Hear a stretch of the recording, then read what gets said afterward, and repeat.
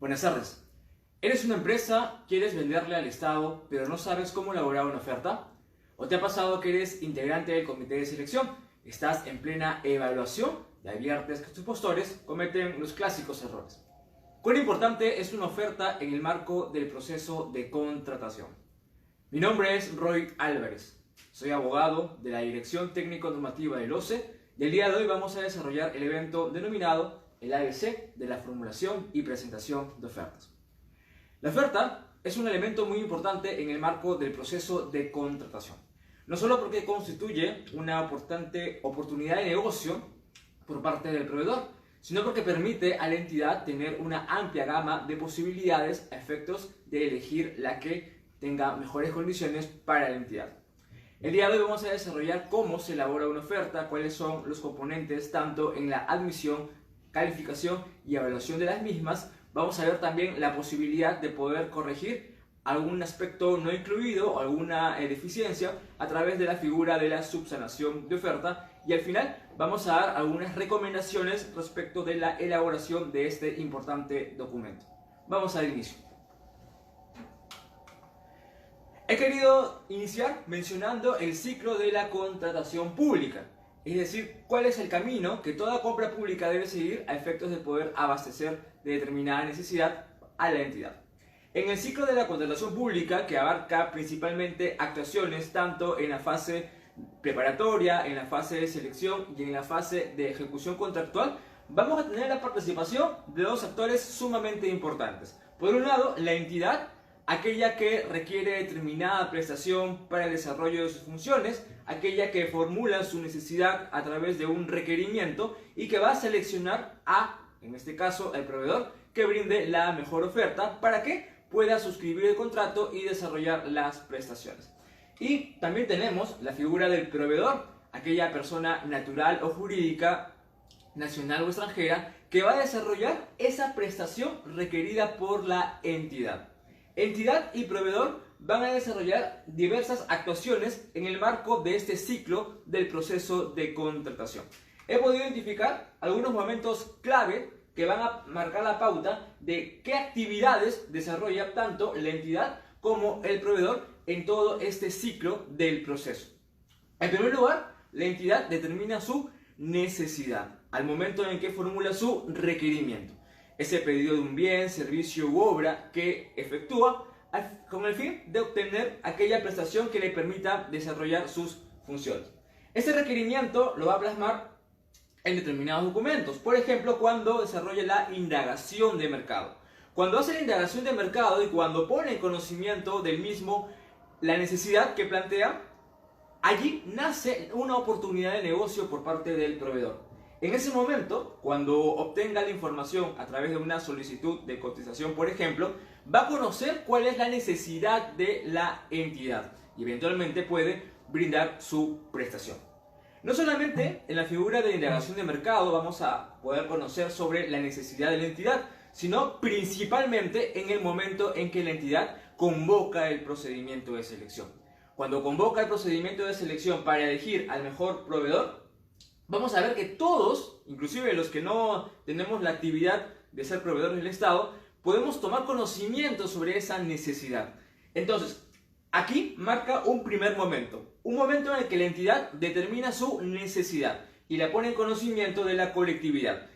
En el lado del proveedor, esta identificación de la necesidad de la entidad la vamos a encontrar en la figura de la indagación de mercado, si es que hemos sido invitados para brindar una cotización que sirva como una de las fuentes que determinen, en este caso, el valor de la contratación, entre otras condiciones, y también en el momento en que se desarrolla la convocatoria del procedimiento. Allí todas las personas naturales o jurídicas que podemos inclusive realizar una fiscalización o un control ciudadano, vamos a conocer cuál es la necesidad de la entidad. Y en el caso del proveedor, puede identificar una oportunidad de negocio. Ahora, en el marco de la indagación de mercado y también en el marco del procedimiento mismo, existe la posibilidad de que el proveedor pueda cuestionar algún elemento establecido en el requerimiento. Imaginemos, llega el requerimiento, producto de una indagación de mercado, yo soy proveedor, la entidad me solicita una cotización. Antes de enviar la cotización, obviamente yo voy a analizar el requerimiento y puede que advierta alguna deficiencia, puede que advierta inclusive alguna posibilidad de mejora. Yo, que soy el proveedor del Estado, que conozco el mercado, que tengo determinados productos, podría inclusive proponer algún aspecto que permita a la entidad perfeccionar su requerimiento. Esta colaboración, que se da por parte del proveedor a la entidad, se puede efectuar a través de la indagación de mercado. Y no solo allí, vamos a ver que en el marco del procedimiento de selección ya convocado, es decir, en esta segunda fase del proceso de contratación, existe una etapa muy interesante que se denomina consultas y observaciones. Las consultas y observaciones permiten que el participante, el que ya se ha registrado como tal, pueda plantear algunas consideraciones que no han quedado muy claras, algunos aspectos que le generan duda a través de una consulta, o pueda comunicar algún aspecto de las bases que contravenga la normativa de contratación en el Estado o la normativa específica del objeto de contratación. Entonces, cuando existe alguna duda o alguna transgresión, en este caso el proveedor que se ha registrado como participante puede plantear su consulta. Entonces, a través de esta figura tenemos la oportunidad del lado del proveedor de poder cuestionar algún elemento elaborado o incluido en el requerimiento. También de las bases, obviamente, pero planteémonos enfocado al requerimiento. Esta es la oportunidad de tu proveedor poder observar, cuestionar algún elemento del requerimiento. Y es el único momento en el desarrollo del procedimiento de selección donde tienes esta habilitación de poder colaborar con la entidad y si hay algún error, si hay algún aspecto que pueda mejorar, plantearlo a través de las consultas y observaciones. Porque cuando el comité absuelva las consultas y se pronuncie sobre las observaciones, ya sea que las acoja de manera total o parcial o que no las acoja, va a detallar esta información en el pliego. Pliego que va a incorporar determinadas precisiones que pueden modificar las bases iniciales y que da origen a lo que se denomina como bases integradas. Entonces, cuando ya se determinen las bases integradas, se abre un segundo momento. Un segundo momento donde las reglas ya están establecidas, ya son reglas definitivas. Ya nadie puede cuestionar las bases integradas porque obviamente no son objeto de apelación. Aquí ya tenemos la figura, por ejemplo, de la necesidad, el requerimiento ya determinado. Ya se ha definido esta condición a través de este documento. Y aquí nace un segundo momento. Un momento en el que el proveedor, que en este caso ya tiene la condición de participante, va a evaluar. ¿Le conviene presentar su oferta bajo las condiciones establecidas en las bases integradas? Porque puede que haya cambiado respecto de las bases iniciales. Puede que a raíz de una consulta, a raíz de una observación, se haya modificado, se haya precisado, esclarecido algún elemento del requerimiento. Por tanto, cuando tenga las bases integradas, nace esta posibilidad, en el caso del proveedor, de presentar una oferta. Y en el caso de la entidad, de conducir con el procedimiento de selección.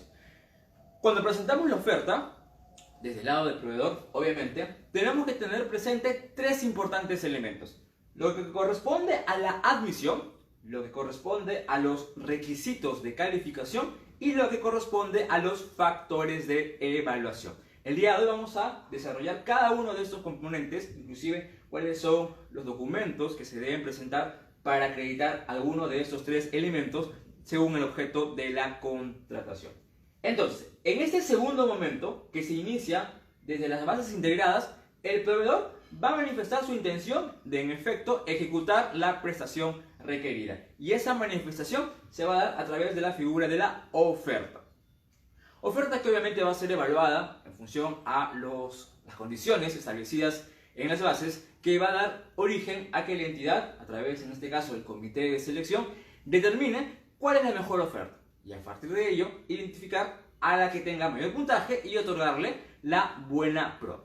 Otorgar la buena pro parte un tercer momento. Imaginemos, yo soy el proveedor que presentó su oferta, en este caso soy ya un postor, pero no he sido favorecido con la buena pro porque, por ejemplo, se determinó mi no admisión. No cumplí con una de las condiciones para la admisión de la oferta, para lo cual nace la posibilidad de formular un recurso de apelación. El recurso de apelación es el medio impugnatorio que se da durante esta fase. la fase de selección y puede ser conducido por la entidad o por el Tribunal de Contrataciones del Estado. Ello en función al monto de la contratación y también a determinadas condiciones que son objeto de apelación. Uno u otro se va a pronunciar sobre esta controversia, sobre si en efecto tiene la razón lo que ha indicado el comité de selección, otorgándole la buena pro a determinado proveedor, o quizás se ha producido un vicio que en efecto merecería que otro sea el que tenga la buena pro. Cuando se ha determinado la buena pro, entonces nace este momento en donde el proveedor puede interponer un recurso de apelación. Con la decisión del recurso o cuando este no se haya interpuesto, se genera la buena pro consentida o, de ser el caso, administrativamente firme, donde nace otro momento. Ya aquí he determinado quién ganó, ya las condiciones que han permitido la elección de ese proveedor ya han estado verificadas o en este caso consentidas por los otros postores, para lo cual ya tengo en definitiva quién ganó el procedimiento. Y nace este siguiente momento, que es la suscripción del contrato. En este caso, si yo he sido el postor favorecido, he obtenido la buena pro, voy a presentar los documentos necesarios para el perfeccionamiento del contrato, siguiendo obviamente los plazos establecidos para ello. La entidad, de igual forma, va a recibir estos documentos y va a elaborar el contrato, o en este caso emitir y notificar la orden de compra del servicio dentro también del plazo regulado. ¿Para qué? Para que luego ello genere un importante momento, la suscripción del contrato. Esta suscripción del contrato, desde el día siguiente, va a dar inicio a la ejecución contractual. Etapa en la que las partes van a desarrollar sus prestaciones. En este caso, el contratista entregará el bien, prestará el servicio, ejecutará la obra y la entidad desarrollará, aparte de la supervisión del contrato, la prestación que le corresponde. Y todo culmina con el cumplimiento de ambas prestaciones, que en primer lugar vamos a mencionar que ello se puede dar con el pago. Puede que existan otras posibilidades de que sea un pago adelantado, pero en líneas generales podría concluir esta vigencia del contrato con el pago.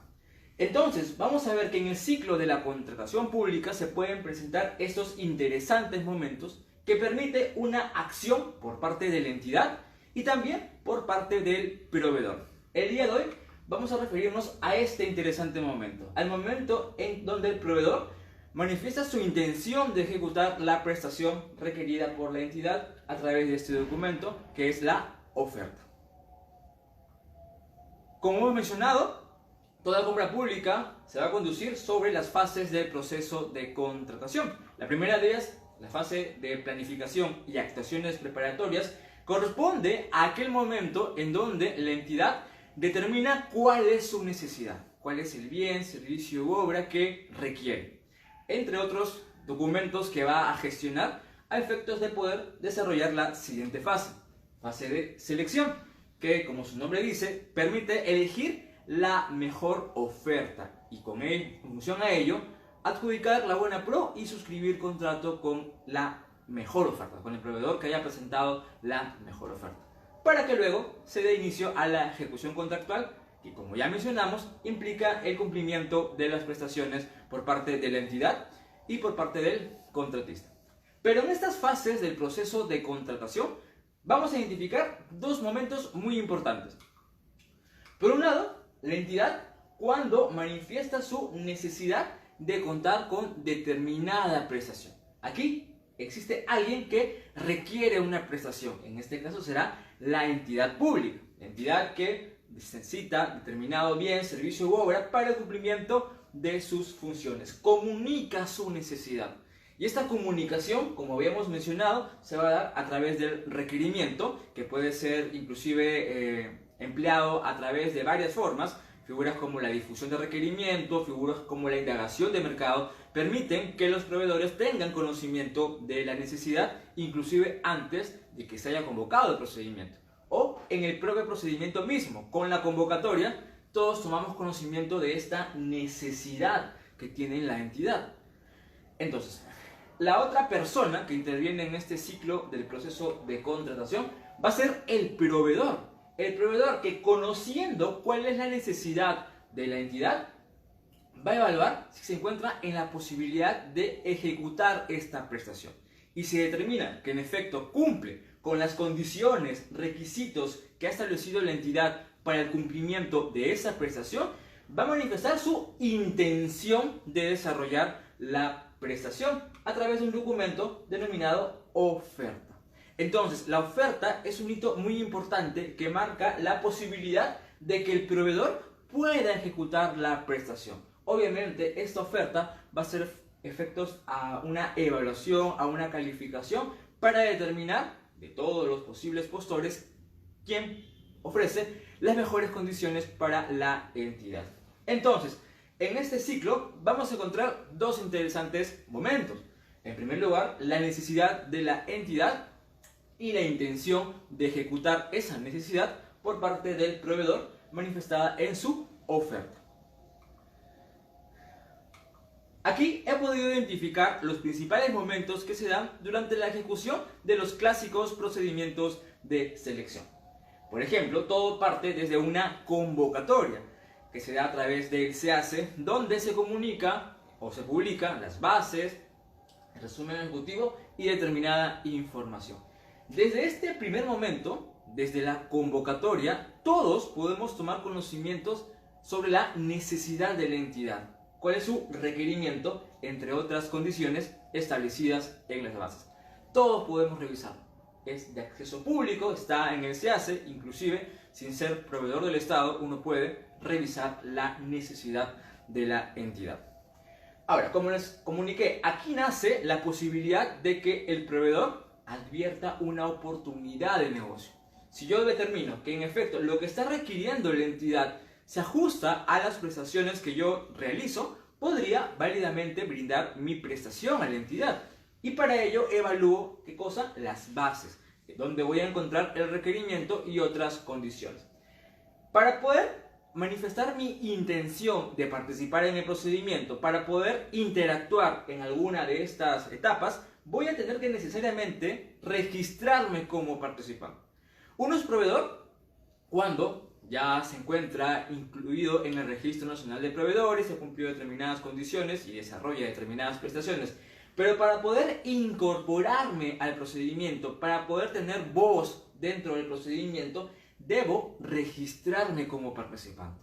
Y este registro de participantes es gratuito y es electrónico. Es muy sencillo. Uno ingresa al SEACE con su certificado SEACE, determina el procedimiento de selección que quiere registrarse. En unos pocos pasos puede incorporarse. Como les había comentado, el registro de participantes es el inicio, o en este caso el ingresar al procedimiento. Yo, proveedor, cuando me registro, voy a tomar la calidad de participante. Y el ser participante me faculta a determinadas acciones. Por ejemplo, puedo consultar, puedo observar, puedo elevar las bases, puedo presentar ofertas, entre otras acciones. Si no tengo la calidad de participante, en realidad no tengo voz dentro del procedimiento. Por tanto, mi recomendación, cuando adviertan una oportunidad de negocio, regístrense como participante. Puede que luego evalúen la posibilidad de participar y pueda que no les sea conveniente. No están obligados a presentar oferta, pero sí están obligados a registrarse como participante para poder interactuar en las etapas del procedimiento de selección. Entonces, me registro como participante, ya tengo voz dentro del procedimiento. Evalúo las condiciones de la oferta y puede que advierta un aspecto que no ha quedado claro. Imaginemos, por un lado las bases señalan que la entrega de la prestación, en este caso del bien, se va a desarrollar en el almacén A. Y en otro lado de las bases se menciona en el almacén B. Entonces, ¿en cuál lugar voy a entregar el producto? La entrega del producto incide necesariamente en la ejecución del contrato, porque si yo entrego en un lugar que no era el lugar, va a corresponder a que la prestación no se ha ejecutado y se van a aplicar las penalidades correspondientes. Por tanto, en este momento, yo, proveedor, en este caso ya participante, puedo determinar algún aspecto que no ha quedado claro y plantear mi consulta. O puedo también advertir una transgresión.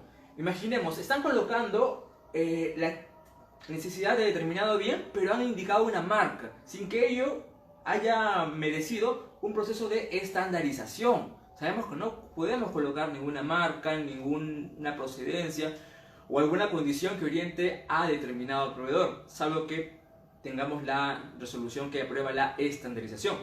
Si no se cuenta con esa condición, o si por ejemplo se está favoreciendo a un proveedor, este es el momento de plantear una observación. Esta es la herramienta que como participante tienes para poder cuestionar algún aspecto de las bases y también obviamente del requerimiento. Es tu momento para poder plantear esa queja, por así decirlo, esa observación, a efectos de que el comité, con el apoyo obviamente del usuario, determine la procedencia o no de esta medida. Cuando se formulan las consultas de observaciones, que también son electrónicas, son muy fáciles de presentar, va a nacer la obligación del comité de selección de pronunciarse sobre esas consultas, es decir, esclarecerlas de manera detallada, y respecto de las observaciones, indicar si les acoge de manera total, de manera parcial o de plano no las acoge, siempre que obviamente sustente su decisión. Para que luego, cuando se haya desarrollado esta absolución, estas respuestas a las consultas de observaciones de las bases iniciales, las que fueron incorporadas en la convocatoria, la entidad va a integrar bases. ¿Y qué es integrar bases? Bueno, la integración de bases implica incorporar en mis bases iniciales aquellas consultas, observaciones que fueron señaladas en el pliego. Todos los elementos que puedan modificar mis bases iniciales, voy a incorporarlas a efectos de tener unas bases integradas. Bases integradas que van a ser las reglas definitivas del procedimiento. Por ejemplo, puede que se haya establecido una condición en las bases iniciales que haya sido objeto de precisión a través de una consulta u observación. Esa respuesta a esa consulta u observación va a ser parte de las bases integradas. Siempre debe haber bases integradas. Puede que no se presenten consultas de observaciones. En ese caso, el texto de las bases iniciales correspondería a las bases integradas. Pero siempre la entidad tiene la obligación de integrar las bases, porque estas van a ser las reglas definitivas. Entonces, en este momento, como les había comentado en una cartilla anterior, nace una segunda evaluación que debe hacer el proveedor. ¿Puedo cumplir las condiciones que se han previsto en las bases integradas? Evaluar. Si en efecto cumplo los requisitos de calificación, cumplo con los documentos para la admisión y eventualmente cumplo con alguno de los factores de evaluación. Y si la respuesta es que sí puedo hacerlo, voy a plantear mi oferta. En este caso voy a plantear las condiciones que yo, proveedor, en este caso ya participante, te ofrezco a ti, entidad, en el marco de las condiciones establecidas en las bases integradas y que en muchos casos van a superar inclusive las condiciones mínimas requeridas. Entonces, desde este momento, donde se desarrolla la presentación de ofertas, y que vamos a detallar el día de hoy, nacen unas actuaciones al interior de la entidad. La entidad, cuando recibe la oferta, va a determinar que la misma sea admitida bajo determinadas condiciones, que ahora vamos a ver también. Va luego a evaluar aquellas ofertas, en este caso cuando el procedimiento sea de bienes, servicios y obras distintos a consultoría. Cuando se trata de consultoría, luego de la admisión corresponde la calificación. Pero cuando se trata de bien, servicio y obra, luego de la admisión viene la evaluación. Pero en todos los casos se va a desarrollar la calificación. La calificación implica verificar el cumplimiento de los requisitos de calificación respecto de esta oferta. Entonces, vamos a ver que tenemos tres importantes momentos. Esta oferta va a generar tres importantes momentos que son clave a efectos de tener éxito en el desarrollo del procedimiento: la admisión, la evaluación y la calificación. Estos últimos se van a presentar en distintos orden cuando se trate de una consultoría, pero los tres se deben cumplir, para que en función a ello se determine quién es el postor ganador. Tanto la presentación de ofertas como el otorgamiento de la buena pro actualmente es por el SEACE. Todo es electrónico en cualquier procedimiento de selección. Ya se han extinguido los actos públicos donde se desarrollaba la presentación de ofertas y otorgamiento de buena pro para determinados procedimientos de selección. Entonces, este ciclo o estos principales momentos durante el procedimiento de selección se van a aplicar para la mayoría de procedimientos, como por ejemplo licitación pública, concurso público, adjudicación simplificada. En los procedimientos de selección de consultor individual, comparación de precios, subasta inversa electrónica y contratación directa, vamos a ver que la secuencia de procedimiento va a ser distinta. Vamos a ver que aquí aplica inclusive otras formas en las que el proveedor manifiesta su intención de ejecutar la prestación. El día de hoy vamos a referirnos entonces a los principales procedimientos como licitación pública, concurso público y adjudicación simplificada. Es bueno saber también que cada una de estas etapas tiene un determinado plazo. Existe un calendario del procedimiento que está tanto en las bases como en la convocatoria, que va a marcar cuáles son los tiempos en los que se van a desarrollar estas actuaciones. Si por ejemplo yo quiero registrarme como participante, voy a tener determinado plazo. Si quiero plantear las consultas o observaciones, también tengo determinado plazo. Si quiero presentar la oferta, lo voy a hacer en el plazo indicado en el calendario. Yo, cuando me incorporo al procedimiento, me incorporo, en el caso del proveedor obviamente, en el estado en el que se encuentre. No puede ser que yo, por ejemplo, recién me di cuenta cuando estaba en las bases integradas y ahora pretendo plantear consultas y observaciones. No, eso no se puede dar. Uno se incorpora al procedimiento en el estado, en el momento que éste se encuentre. Por tanto, mi recomendación para todos los proveedores es que eventualmente revisen las convocatorias de los procedimientos, porque ello va a permitir que puedan participar y tengan el tiempo necesario para poder interactuar y desarrollar cada una de las figuras que establece el procedimiento de selección. Hasta aquí, entonces, podríamos decir que la oferta es el documento en donde el proveedor manifiesta su intención de ejecutar la prestación bajo las condiciones establecidas en las bases que han sido obviamente definidas por la entidad. La oferta tiene dos importantes elementos, un componente técnico y un componente económico. Cuando hablamos del componente técnico nos estamos refiriendo a aquella descripción de las actividades que van a desarrollar, las prestaciones que se van a efectuar, entre otras condiciones requeridas por la entidad y inclusive mejoradas por el proveedor. En cambio, cuando nos refiramos al componente técnico o a la oferta económica, vamos a referirnos exclusivamente al precio, a ese valor que el proveedor ha considerado a efectos de desarrollar la totalidad de la prestación. Toda oferta tiene estos dos componentes, el componente técnico a través de la oferta técnica y el componente económico a través de la oferta económica. En algunos procedimientos esto va de manera separada, en otros va de manera conjunta. Vamos a identificar el día de hoy cómo se desarrolla la presentación de ofertas en cada uno de los objetos contractuales. Cuando el proveedor se registra como participante, adquiere la calidad de participante y obviamente determinados derechos. Cuando el participante presenta su oferta, adquiere la denominación de postor. Él es postor y también adquiere determinados derechos. Por ejemplo, yo en mi condición de postor, ¿qué puedo hacer? Si no estoy de acuerdo con la decisión del comité, puedo apelar. Ese derecho lo he adquirido porque tengo la condición de postor. Entonces, la denominación del proveedor va a sufrir modificaciones en función al momento en el que se encuentre durante este ciclo del proceso. Cuando presenta su oferta, adquiere la denominación de postor. ¿Y qué necesito para ser postor?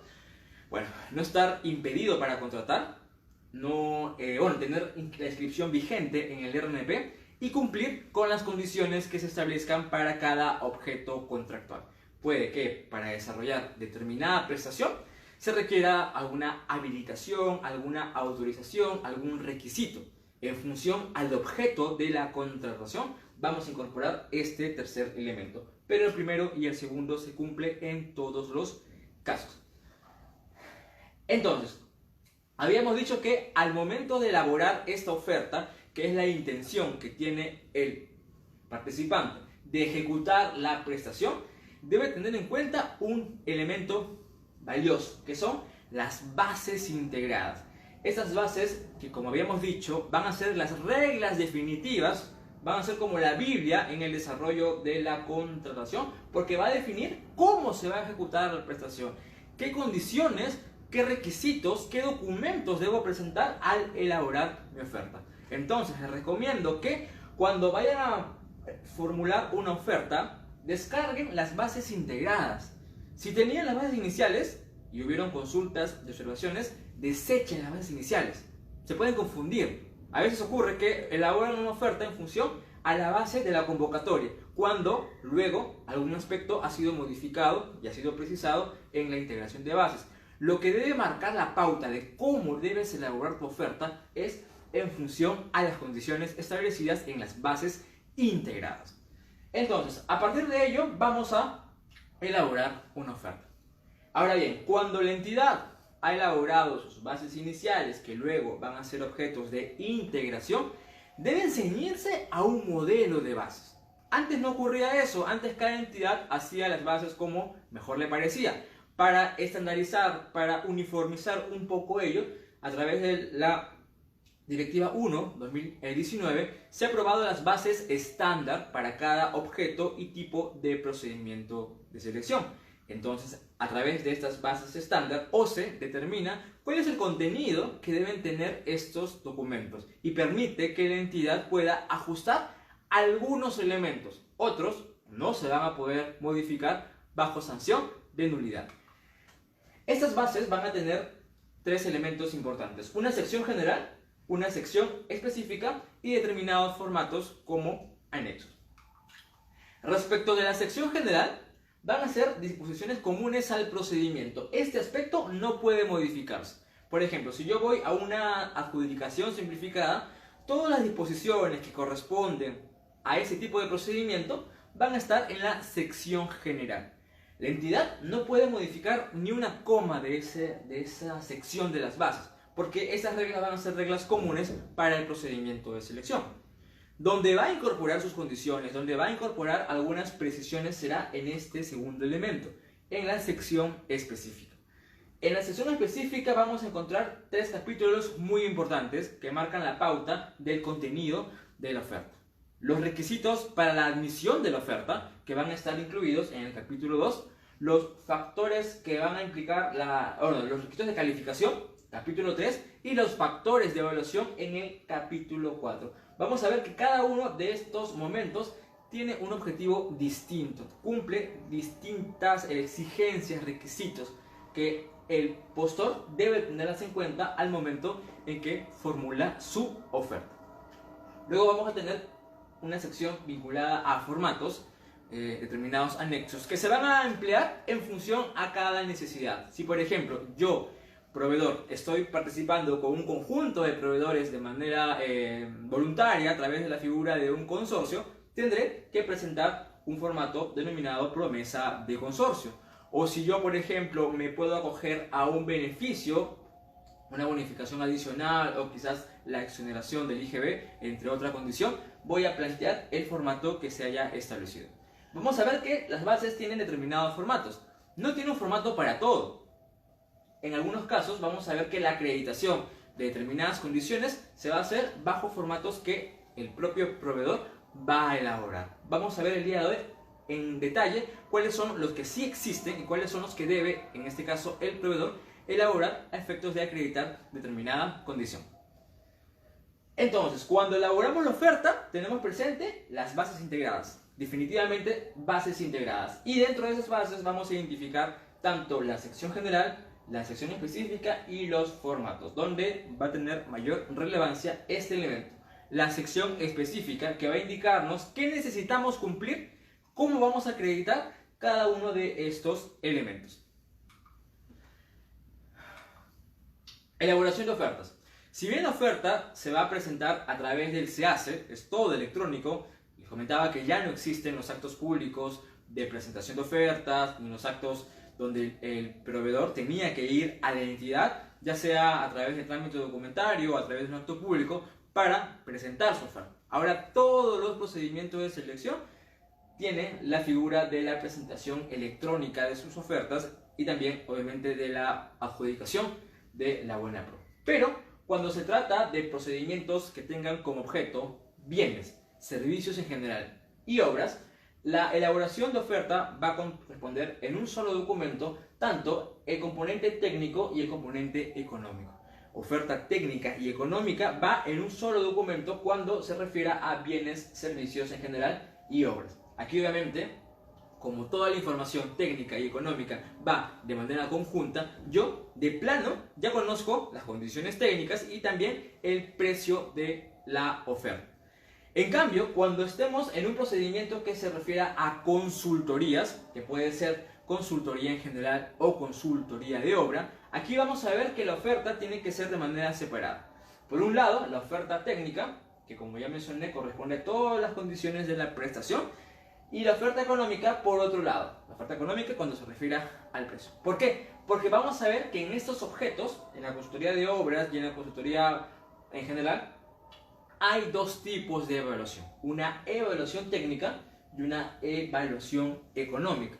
Muy importante, cuando se trate de consultorías, yo no puedo incorporar en mi oferta técnica ningún elemento que oriente a identificar el precio. Cuando se trata de consultorías, el comité va a evaluar primero el componente técnico. No tiene que ni siquiera saber cuál es el precio. No tiene que orientarse a esa condición. Lo que está evaluando en un primer momento es el componente técnico. Entonces, cuando elaboramos nuestra oferta, vamos a tener presente esta información. Cuando se trata de bien, servicio en general y obra, es un elemento conjunto, oferta técnica y económica. Y cuando se trata de consultorías, vamos a tener por separada esta información. Algunos documentos van a ser obligatorios y algunos van a ser facultativos.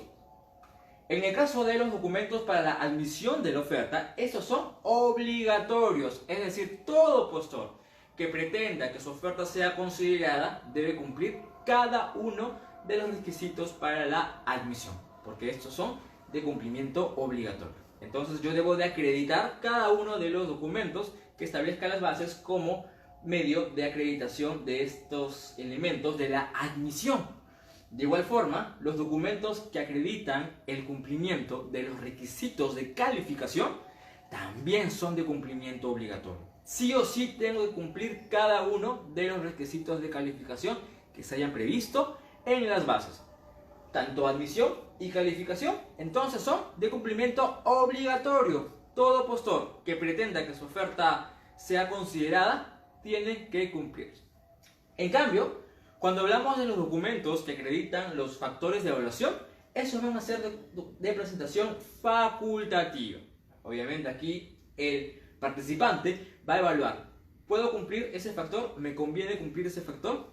En efecto, si yo acredito todos los factores, voy a tener un puntaje mayor. Si acredito menos, obviamente tendré un puntaje menor. Aquí ya va a ser un tanto la evaluación propia de cada proveedor. Si en efecto puede manejar el precio, puede manejar otra condición, imaginemos la garantía extendida o puede mejorar el plazo de entrega, entre otros. Nótese que los dos primeros son de cumplimiento obligatorio. O sea, tanto tú como tu competencia tienen que cumplirlo. Pero ¿qué va a determinar el éxito en la evaluación? Los factores de evaluación. Aquí vamos a ver quién es mejor, quién ofrece mejores condiciones. Yo ofrezco un precio, el otro postor ofrece otro precio, yo ofrezco quizás menor plazo de entrega, mayor garantía, puedo ofrecer mejoras, etc. Aquí vamos a ver que se da esta competencia entre quién oferta mejores condiciones, porque en los factores de evaluación vamos a asignarle puntaje a cada oferta. Puntaje en función a cada uno de los factores de evaluación que van a generar un orden de prelación. En primer lugar, segundo lugar y así de manera sucesiva. Entonces, como les había comentado, estos tres elementos son vitales. Los dos primeros porque determinan una condición obligatoria. Y el tercero porque va a determinar cuál es tu posición frente al resto de participantes que en este caso ya han formulado su oferta.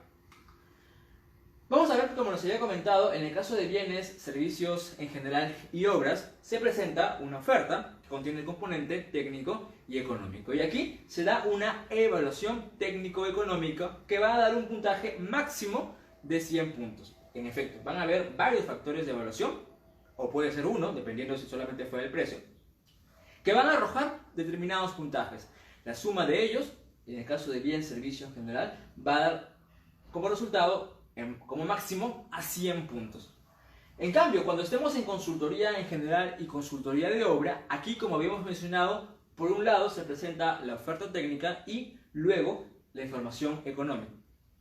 La oferta técnica va a ser evaluada en esta evaluación técnica, que va a dar como máximo el puntaje de 100 puntos.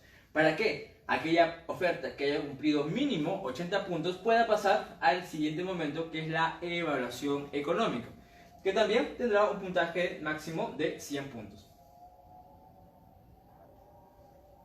En función a determinada ponderación se va a determinar el puntaje total para este tipo de procedimientos. Entonces, este es el contenido de las ofertas, lo que sí o sí debo de acreditar y lo que debo de acreditar para tener un mejor lugar frente a mi competencia, y estas van a ser los tipos de evaluaciones que se da, ya sea si fuera bien servicio general u obra o si se trata de una consultoría. Vamos ahora a referirnos a cada uno de estos momentos en el desarrollo del proceso de contratación. En primer lugar tenemos a la admisión, que como habíamos mencionado es el primer momento, es el primer filtro. Aquí lo puedo identificar a través de esta primera valla que debemos cumplir a efectos de que nuestra oferta sea considerada. La admisión, en principio, busca verificar el cumplimiento de los documentos que corresponden al artículo 52 del reglamento de la Ley de Contrataciones del Estado. Ese artículo requiere determinadas condiciones que se van a acreditar a través de diversos formatos. Debemos cumplir cada uno de los formatos que están establecidos en las bases. En las bases se va a indicar qué documentos se deben cumplir para acreditar la admisión. Esos documentos deben estar claramente especificados.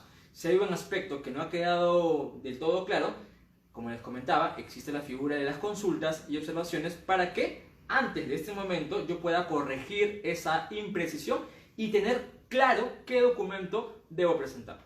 Les comentaba entonces, en este primer momento, la admisión se presenta en los formatos vinculados al artículo 52, de ser el caso la acreditación del cumplimiento de las especificaciones técnicas, términos de referencia y también del expediente técnico de obra. Y si fuera el caso, en el caso de obras nada más, evaluar si la oferta se encuentra dentro de los límites del valor referencial. Si cumplo estas condiciones de admisión de oferta, mi oferta va a ser considerada. Obviamente, si no cumplo con esta condición, mi oferta sería no admitida. Vamos a ver cada uno de estos componentes de la admisión. En primer lugar, habíamos dicho que en el caso de obras vamos a verificar si la oferta se encuentra dentro de los límites del valor referencial. Ustedes deben recordar que por un lado tenemos el valor estimado y el valor referencial. El valor estimado aplica para bienes, servicios, en cambio el valor referencial aplica para obras y consultoría de obras. Como habíamos dicho, en el caso de bien, servicio y obra, se presenta toda la información en un solo documento. Por tanto, en el caso de obras, yo de plano, cuando llega la oferta, yo ya sé el monto. Como yo ya sé el monto, vamos a ver que en el caso de obras, y también consultoría de obras, existen unos parámetros. Como estamos frente a un valor referencial, que es de conocimiento de la colectividad, vamos a estar frente a unos parámetros. La oferta no puede ser menos del 90% del valor referencial, ni puede ser más del 110% del valor referencial. Si la oferta económica, en el caso de obra, supera estos límites, de plano es no admitida. Aquí no hay nada más que ver. O sea, el primer filtro, en el caso de obras, debe ser, ¿cuál es el precio? Si el precio está fuera de estos márgenes, ya no tengo que ver nada más, no tengo que evaluar la admisión, la calificación, nada que ver. Porque ya de plano, por el monto, la oferta va a ser, en este caso, rechazada, no admitida. Entonces, en la admisión, en el caso de obras, vamos a tener presente esta identificación del precio, que se encuentre dentro de los parámetros permitidos para el caso de obras.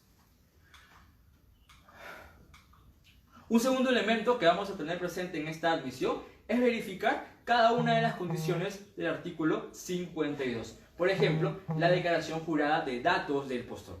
Ello corresponde al anexo 1 de los formatos de las bases estándar. En la declaración jurada de postor, obviamente vamos a tener información general de quién es el postor, quién es su representante, cuál es el RUC, cuál es el domicilio, entre otras condiciones que ya están establecidas en un formato. En el anexo 1 solamente hay que llenar dicha información. Luego tenemos la declaración jurada del literal B del artículo 52, que también es un formato que vamos a registrar. En la siguiente cartilla vamos a entrar a profundidad qué constituye este formato. Luego tenemos la declaración jurada de cumplimiento de las características técnicas, que puede ser el de las especificaciones técnicas en el caso de bienes, términos de referencia en el caso de servicio o expediente técnico de obra en el caso de obra. Aquí yo voy a, en mi caso, en mi condición de postor, declarar que sí cumplo con cada uno de los componentes. Vamos a ver que adicional a esta declaración jurada, que forma parte del anexo 3, se puede requerir documentación adicional. Pero esta documentación adicional a la declaración del anexo 3 debe ser claramente establecida también en las bases. Luego, en esta admisión, tenemos que presentar la declaración jurada del plazo de la prestación. Plazo de entrega, plazo de ejecución del servicio o el de la ejecución de la obra. ¿Cuál es el plazo que estamos ofertando? Esto va a ir en el anexo número 4. Entonces, en esta admisión, en este primer momento, tenemos que presentar la declaración jurada de datos, la vinculada al literal B del artículo 52, la declaración jurada de cumplimiento del requerimiento y la declaración jurada referida al plazo de la prestación. Sobre este segundo elemento, la declaración jurada del literal B del artículo 52, me gustaría mencionar estos aspectos. Aquí estamos declarando una serie de componentes que tenemos que tener presente en realidad porque estamos firmando este documento. ¿Qué contiene esta declaración jurada? Bueno, en primer lugar, señalamos que como postores no hemos incurrido o nos obligamos a no incurrir en algún acto de corrupción. Obviamente, en función al principio de integridad, tenemos la obligación de no incurrir en estas actividades ilícitas. En segundo lugar, vamos a declarar que la información que se encuentra incluida en el Registro Nacional de Proveedores se encuentra actualizada. Como sabemos, la inscripción en el RNP actualmente es de fecha indeterminada. Uno se inscribe, su vigencia no va a tener fin, salvo que no haya actualizado la información. Para actualizar esa información, que puede ser técnica, legal o financiera, debemos cumplir determinados procedimientos dentro de determinados plazos. ¿Qué pasaría si yo firmo esta declaración jurada y estoy mencionando que en efecto la información de mi empresa está actualizada en el RNP y mi competencia se da cuenta que eso no es verdad? Sería un tema muy grave, ¿verdad? Podríamos inclusive estar frente a un documento inexacto que podría generar consecuencias graves dentro del desarrollo del procedimiento y también propiamente para el proveedor. Por tanto, tengamos presente qué estamos firmando, qué estamos declarando, porque en efecto el declarar algo que no corresponda a la realidad va a generar graves consecuencias. Otro elemento es que menciona el conocimiento de las sanciones contenidas en la Ley de Contratación del Estado, como también en la Ley de Procedimiento Administrativo General, que conoce la normativa vinculada a la Ley de Represión de Conductas Anticompetitivas, que obviamente no desarrolla una conducta de ese tipo, que conoce, acepta y se somete a las bases, porque van a ser las reglas definitivas, y es responsable también de la veracidad de los documentos. Ojo, también con ello. No por el hecho de que yo quiero ganar el procedimiento y quizás no cumplo algún requisito, voy a presentar una declaración jurada con información que no corresponde, voy a presentar un documento que no es el verdadero. Esto va a generar, como les comentaba, efectos graves que inclusive pueden ir al índole penal. Y también que me comprometo como postor a mantener la oferta hasta el momento del perfeccionamiento del contrato. Eso quiere decir que yo presento mi oferta y no puedo decirle a la entidad, me equivoqué, ya no quiero mantener esas condiciones. No.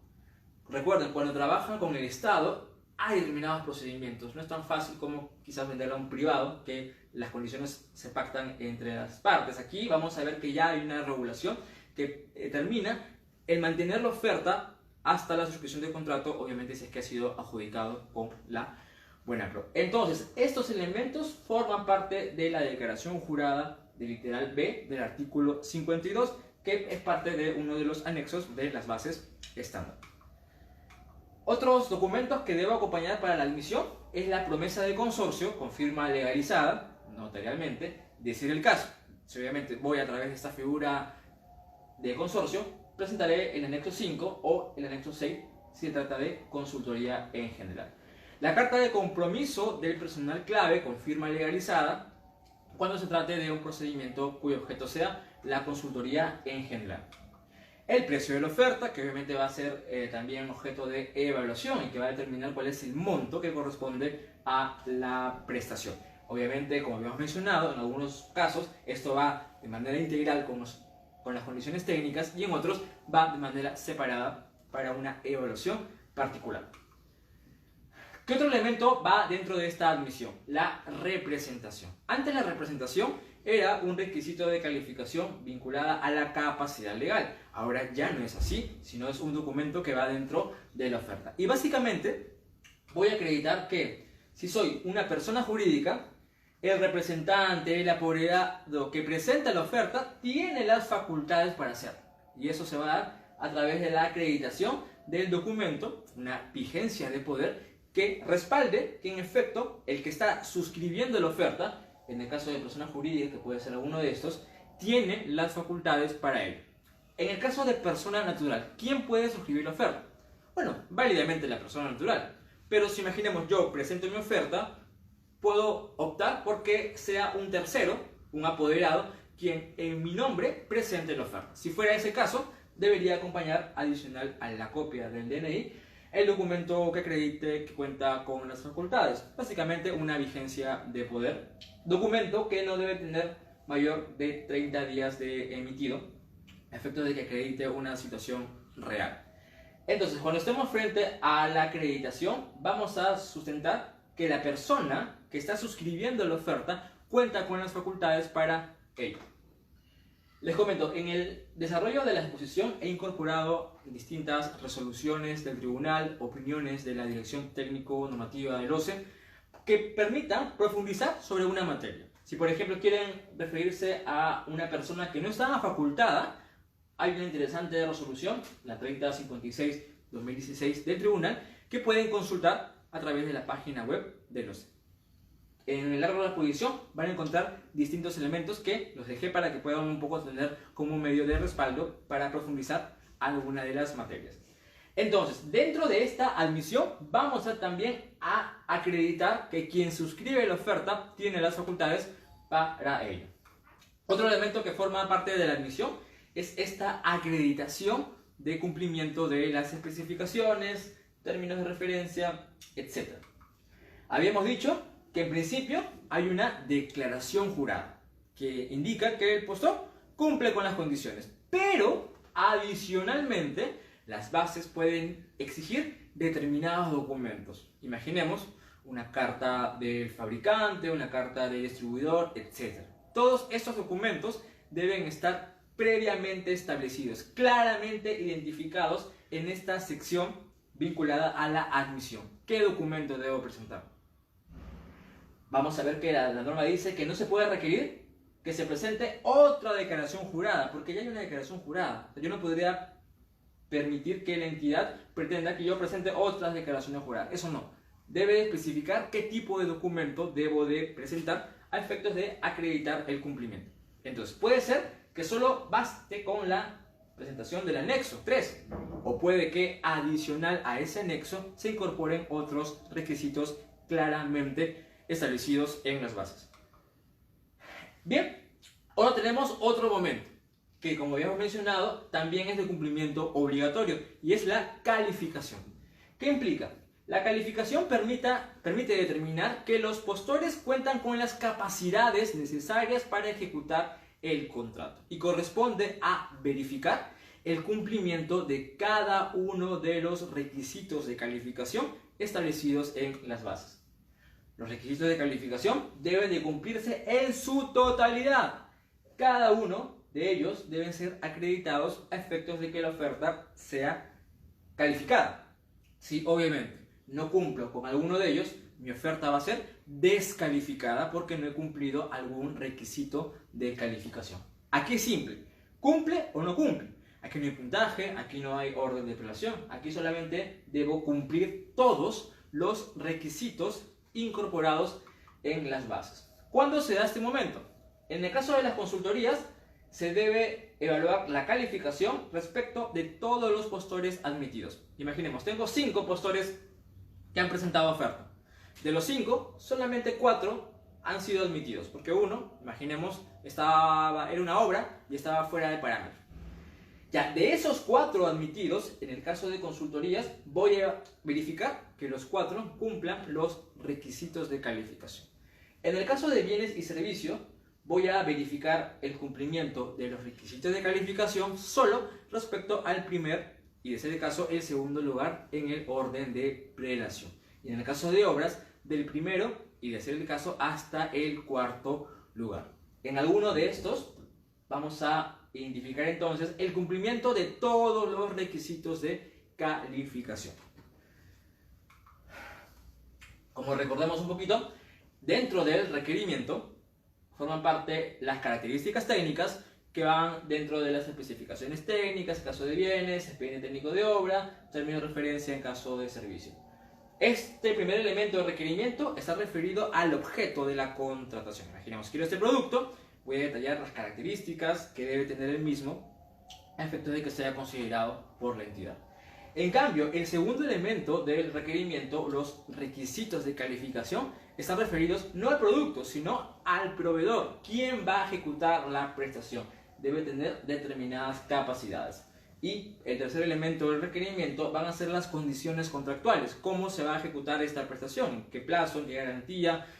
¿Habrán otras penalidades? Etcétera. Hoy vamos a referirnos a este segundo elemento, los requisitos de calificación. ¿Quién determina los requisitos de calificación?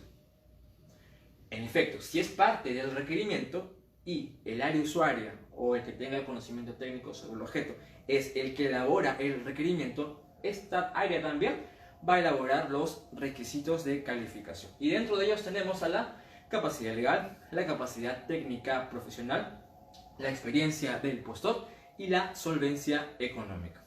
Respecto de ellos, la capacidad técnica y profesional no se va a acreditar en oferta. En principio, todos los requisitos de calificación que se hayan incluido en las bases deben acreditarse en oferta.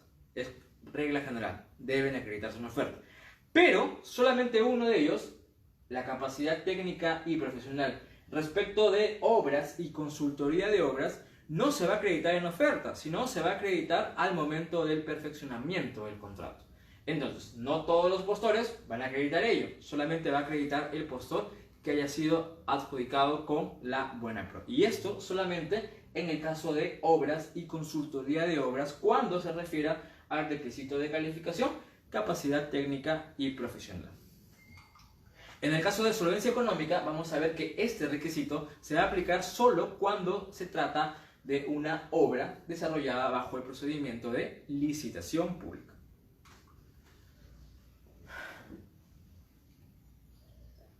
Vamos a referirnos a cada uno de los requisitos de calificación. El primero de ellos está determinado por la capacidad legal, que implica una habilitación. ¿Y qué es la habilitación? Bueno, la habilitación es la autorización para llevar a cabo la materia objeto de la contratación. Es decir, dentro del desarrollo de la prestación, el área usuaria advierte que existe un requisito legal que tiene que cumplir. Una habilitación, es decir, una autorización para desarrollar la prestación. Por ejemplo, imaginamos que nos encontramos ante el servicio de seguridad y vigilancia. Ya, ¿cualquier empresa puede brindar seguridad y vigilancia? Yo podría juntar con unos amigos, ponernos unos uniformes y brindar esa prestación. La respuesta es no.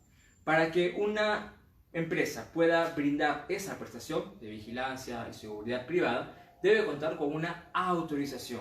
Su CAMEC debe autorizar el desarrollo de esa prestación. Entonces, cuando identificamos que para el desarrollo de la prestación se requiere alguna u otra autorización, ello lo vamos a incorporar como requisito de habilitación vinculada a la capacidad legal. Entonces, todo postor que desee ejecutar esa prestación, que desee presentar su oferta, debe acreditar que cumple con este requisito, que está habilitado para el desarrollo de esa prestación.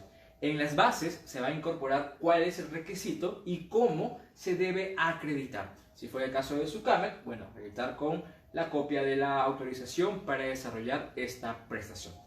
Ahora, este requisito de calificación está referido a la actividad materia de la contratación, es decir, a la prestación misma que voy a desarrollar, no tanto a la condición propia del postor.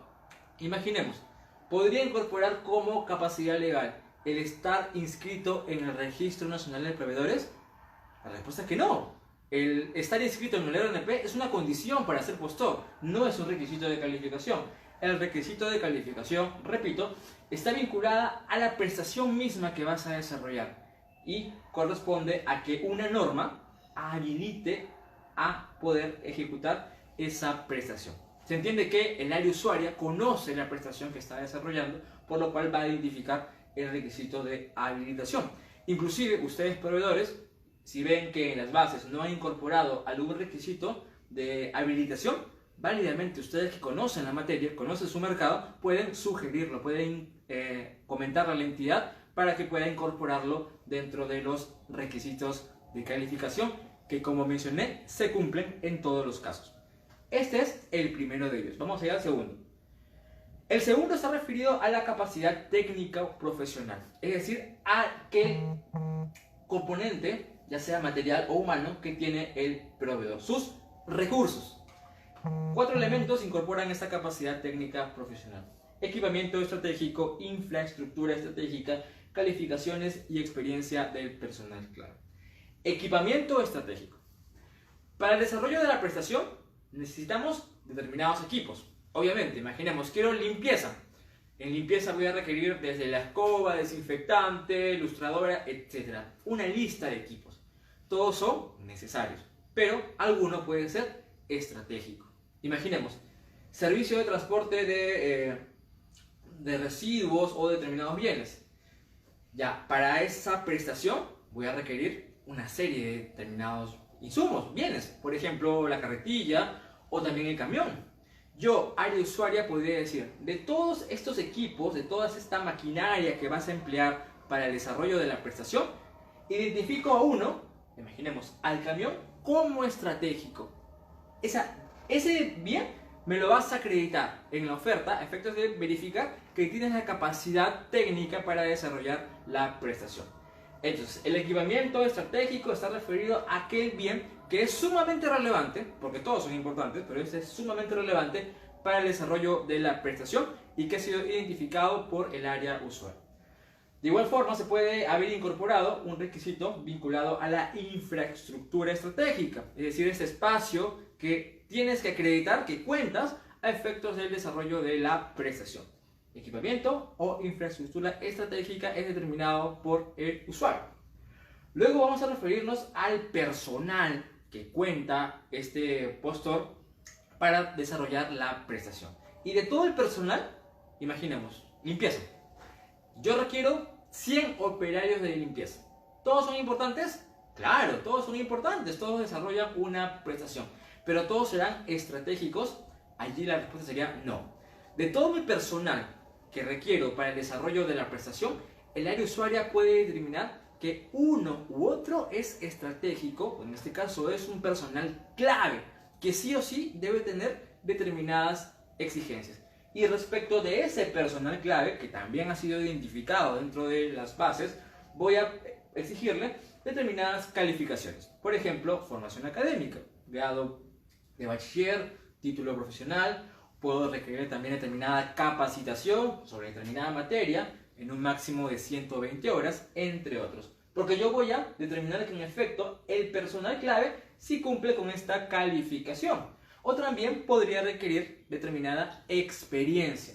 Cuando se trate de experiencia, en las bases se debe indicar el tiempo de experiencia, los trabajos que corresponden a esa experiencia y bajo qué cargo ha tenido que desarrollar este personal clave. Toda esta información está referida a el personal y al equipamiento que debe tener el postor a efectos de desarrollar el contrato. Estos son los requisitos. Vamos a ver que para su acreditación, para demostrar que en efecto los tengo, debo presentar determinados documentos. Cuando estamos frente a el requisito vinculado al equipamiento técnico, estratégico y también a la infraestructura estratégica, vamos a presentar el documento que sustente la propiedad, es decir, yo cuento, son míos esos equipos, o la posesión, los estoy alquilando, o de ser el caso también el compromiso de que si me adjudican la buena pro, voy a contar con este bien, ya sea propio o sea alquilado. Ese documento se va a especificar también en las bases y deben ser presentados a efectos de acreditar este requisito de calificación. Respecto de las calificaciones del personal clave, si fuera la formación académica, yo debo mencionar el grado o el título profesional de determinado profesional. Si no está registrado en su NEDU, yo debo de acompañar el documento. Si se hubiera registrado, solamente menciono tal para que la verificación la desarrolle la propia entidad. En caso de las capacitaciones, bueno, voy a adjuntar la copia simple de la constancia, certificado u otro que acredite el cumplimiento de la capacitación. Recuerden, en el objeto y la cantidad de horas requeridas. Cuando se trata de la experiencia del personal clave, esta se va a medir en función al tiempo, el cual voy a acreditar con copia simple del contrato, más conformidad, certificados, constancias u otro que acredite el tiempo de experiencia mínima requerida y también sobre determinados componentes que habíamos mencionado en la cartilla anterior, por ejemplo, los trabajos y el cargo.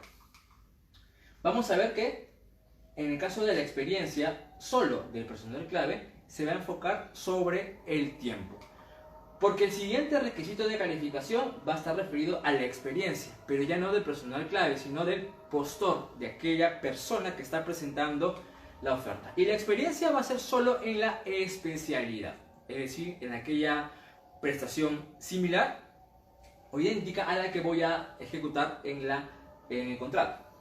Y la experiencia, en el caso del postor, se va a acreditar con el monto facturado, ya no por el tiempo. El tiempo va a ser respecto del personal clave. Sobre este postor, yo voy a evaluar su experiencia en función a cuánto haya facturado. No nos interesa cuánto tiempo tiene de constituido, cuántos años tiene en el mercado, eso no. El potencial aquí se va a determinar en función a cuánta facturación acredites sobre la especialidad requerida. La especialidad entonces también va a ser determinada en las bases que se entiende por esta experiencia. En las bases también se va a requerir determinada experiencia que en el caso de bienes y servicios será no más de 3 veces el valor estimado, en consultorías 2 veces el valor estimado referencial y en caso de obras hasta 1 vez. En las bases, en el caso de los valores estimados, se va a incluir el monto. ¿Cuánto es el monto que debo de acreditar como experiencia a efectos de cumplir el requisito de calificación y por determinados años? La acreditación de esta experiencia se va a dar a través de esos elementos. El contrato más su conformidad. Cuando hablamos de contrato también nos referimos a orden de compra o de servicio. Yo debo saber cuáles fueron las condiciones iniciales y cómo culminó el contrato. Para efectos de ello, identificar el tiempo, el monto, que en este caso el monto va a permitirme acreditar la experiencia del postor. También a través de comprobantes de pago cuya cancelación se acredite, ya sea a través de una transferencia, ya sea a través de un cheque u otro documento que dé la certeza que en efecto sea pagado por ese monto y ese monto va a corresponder a su experiencia. Y la norma establece que como máximo presento 20 contrataciones que busquen acreditar el requisito de calificación requerido. Entonces este es el tercer requisito de calificación, experiencia del postor, que siempre será sobre la especialidad. Aquí algunas resoluciones que les pueden interesar. Luego tenemos la experiencia, la solvencia económica, como habíamos dicho, se aplica solamente para el caso de obras que correspondan a una licitación pública, y aquí se va a contar con una línea de crédito indicada en las bases que no puede ser más del 0.6 veces el valor referencial y se acredita con esta documentación. Recuerde, este requisito de calificación se aplica solamente para el caso de obras que correspondan a una licitación pública. Ahora bien, como habíamos dicho, los requisitos de calificación deben cumplirse en todos los casos. Yo debo acreditar los requisitos de calificación que se hayan incorporado en las bases. Si bien la entidad está facultada a incorporar estos requisitos de calificación, Para su cumplimiento debe ajustarse a las bases estándar. ¿Por qué? Porque las bases estándar establecen cuáles son de estos requisitos de calificación, cuáles son obligatorios, cuáles son facultativos y cuáles de plano no aplican. Por ejemplo, si yo quisiera adquirir este bien, ¿me interesaría conocer la experiencia del personal clave? En realidad que no, porque yo quiero solamente el bien. No me interesa la experiencia, puede que sí del postor, pero no del personal clave. O si fuera en caso de obras, yo tendría que tener el equipamiento. Ahí sí, ¿no? Porque en realidad es una actividad que requiere. En las bases estándar, y en este cuadro se ha podido reducir todo ello, indica cuáles son obligatorios, cuáles son facultativos en función a cada objeto. Por ejemplo, la experiencia del personal clave en el caso de bienes no corresponde. En cambio, en el caso de consultoría, sí, obviamente, porque ahí el componente técnico es más relevante. Y en el caso de equipamiento, también, en el caso de obras, es obligatorio porque requiero esta prestación. Entonces, la entidad debe incorporar requisitos de calificación acordes a su necesidad y siempre que se ajusten a esta fórmula establecida en las bases. No podría incorporar un requisito que, según el objeto, las bases hayan mencionado que no corresponde. Entonces, hasta este momento hemos mencionado los requisitos de calificación, que son aquellos elementos que deben cumplirse a efectos de que tu oferta sea considerada. Debes ajustarte a los requisitos de calificación establecidos en las bases y también a los medios que permitan acreditar cada uno de estos requisitos. Luego tenemos la evaluación de la oferta, y la evaluación implica asignarle puntaje en función a los factores de evaluación a cada una de las ofertas y establecer un orden de prelación. Primer lugar, segundo lugar, tercer lugar, en mérito a los puntajes que le he otorgado a cada una de estas ofertas. En el caso de bien, servicios y obras, habíamos dicho que es una evaluación integral del componente técnico y el componente económico.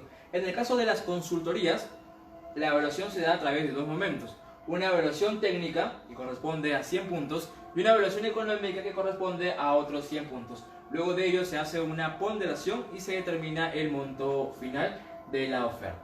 Entonces, la evaluación, como también les había comentado, es relevante porque va a permitir identificar qué puntaje tienes dentro de esta evaluación, en qué orden te encuentras frente a tu competencia.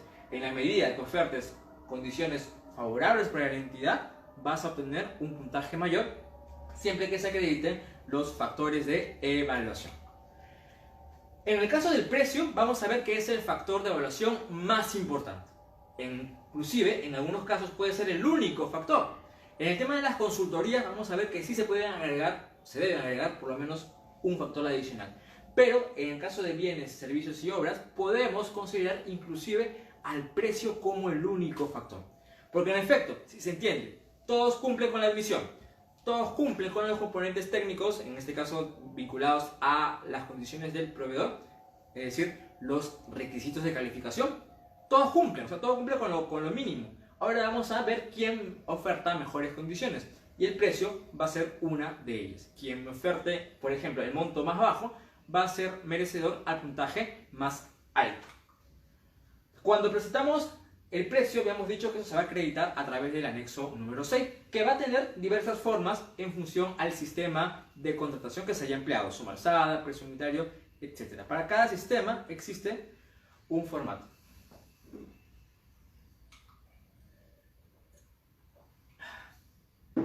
¿Cómo se da esa evaluación económica? Es muy sencillo. A la oferta más baja se le asigna el puntaje máximo. Habíamos dicho puede ser 100, puede ser 50, 70, etc. Al monto más bajo le asigno el puntaje más alto. Y al resto aplico esta fórmula en donde se le va a asignar un puntaje inversamente proporcional. Es decir, a la oferta A voy a aplicar la fórmula, considerando inclusive la oferta más baja, y va a arrojar determinados puntajes. Para lo cual yo voy a tener ya la lista de puntuación y determinar en principio quién obtiene el mejor lugar hasta ahora. Esta es la forma en la que se evalúa la oferta económica. Ahora, en el caso de bienes, la norma dice, adicional al precio, se pueden incorporar alguno de estos factores de evaluación. Por ejemplo, el plazo de entrega. Es irrelevante, ¿verdad? puede que la entidad considere necesario evaluar este aspecto. Imaginemos, yo había requerido para la entrega de este producto 50 días, pero digo, quien me lo entrega en menor plazo, le voy a otorgar un puntaje adicional. Y es válido porque estoy dando condiciones más favorables para la entidad.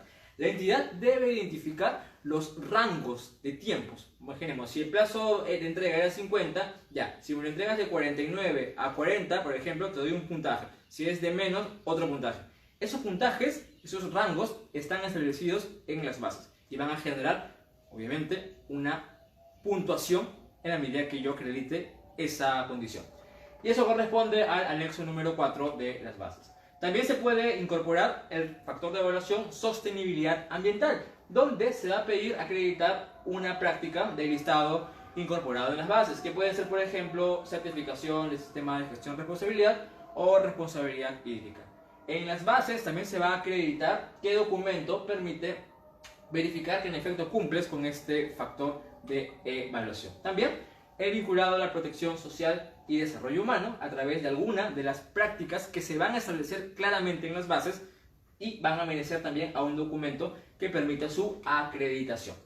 Tenemos también el factor vinculado a la integridad. En efecto, quien cumpla con tener esta certificación del sistema de gestión antisoborno, el ISO 37001, va a obtener un puntaje dentro de esta evaluación. ¿Cómo acredito ello? A través de la copia simple de este certificado emitido por una instancia competente que acredite que has obtenido esa certificación. Garantía comercial. Yo oferto una garantía inclusive adicional a la mínima requerida. Para ello voy a considerar una declaración jurada en donde yo estoy presentando mi garantía. Aquí, por ejemplo, no hay ningún anexo. Aquí yo estoy presentando una declaración jurada que sugiero contemple los elementos básicos de uno de los formatos. Que se indique la parte de la descripción del postor y en este caso la garantía y bajo las condiciones en las que presento la garantía. El puntaje lo voy a obtener en función a los parámetros que haya establecido previamente las bases. Luego tenemos la posibilidad de incorporar el requisito de calificación, disponibilidad de servicios y repuestos, que va a merecer si tengo la disponibilidad de estos productos en determinadas zonas geográficas o localidades. En función a la lista de localidades que me establezca las bases, yo podría ofertar alguno de ellos y por tanto obtener un puntaje. La forma de acreditación de este factor será también a través de una declaración jurada que elabore el propio postor. Luego tenemos la posibilidad de que se incorpore una capacitación al personal. Imaginemos entrega un producto, yo quiero que me enseñen cómo emplear ese producto, pero aquí debo tener en cuenta que se haya establecido qué tema va a ser objeto de capacitación, cuántas personas van a ser objeto de la capacitación y las horas de esta. Porque obviamente no es lo mismo dar una capacitación a 10 personas en un plazo de, 4 horas, que hacer una capacitación de 200 personas en un plazo de 3 días. O sea, obviamente eso va a generar un costo que en este caso el postor tiene que ya tener mapeado a efectos de presentar su oferta. Toda esta identificación sobre la cantidad de personas, sobre el tema y la cantidad de horas está claramente establecida en las bases de procedimiento y que obviamente va a generar que yo oferte esta condición. También puedo considerar como factor de evaluación las mejoras, es decir, aquel componente superior al mínimo requerido. Pero estas mejoras deben estar previamente establecidas, es decir, las bases deben decirme qué es una mejora. No es que yo, postor, voy a crearme la mejora. No, las bases van a permitir identificar de manera objetiva cuáles son las mejoras y cuáles son los puntajes que se asignan cuando uno oferta una u otra mejora.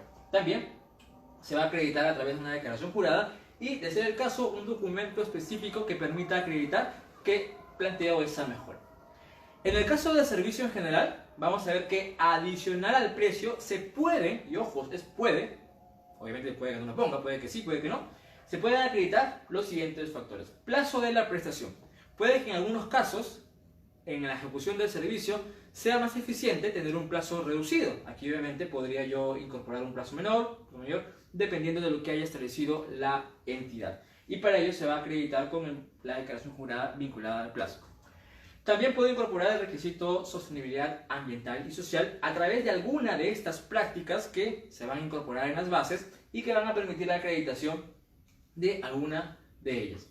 También el vinculado al desarrollo humano y protección social, también bajo alguna de estas dos prácticas que van a merecer una acreditación en mérito a lo que la entidad haya incorporado como medio de acreditación.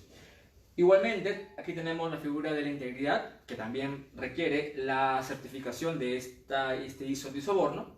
La garantía comercial del postor, de ser el caso, podría aplicar esta figura, para lo cual se presenta una declaración jurada. Capacitación del personal de la entidad, de igual forma que en el caso de bienes, debo especificar el tema, la cantidad de usuarios y el tiempo que se va a desarrollar esta capacitación. Puedo también mejoras a las condiciones establecidas en el término de referencia, siempre que se haya precisado, obviamente, qué se entiende por mejora. También vinculado a los sistemas de gestión de calidad, presentando el certificado en copia simple. En el caso de las consultorías, consultoría en general y la de obras, la norma dice, se debe, adicional al precio, dice, se debe consignar alguno, o sea, de todos estos factores. Por ejemplo, la experiencia del postor en la especialidad. Pero ustedes me dirán, ¿pero la experiencia no era un requisito de calificación? Sí, sí lo es. Pero en el caso de las consultorías, vamos a darle mayor peso a esta experiencia. Yo le voy a dar un puntaje a aquel que acredite experiencia mayor a la requerida. Voy a colocar, obviamente, en este caso, el monto. Recuerden, experiencia del postor se acredita respecto al monto facturado. Yo voy a mencionar entonces cuál es la experiencia que le voy a requerir y esta no debe ser menor de la consignada como requisito de calificación ni mayor a 3 veces el valor estimado. Se va a acreditar de igual forma con el contrato más conformidad o el comprobante de pago cancelado. También puedo considerar en este objeto, consultoría en general, la metodología propuesta como un factor de evaluación, para lo cual se va a sustentar a través de este documento que acredite la metodología.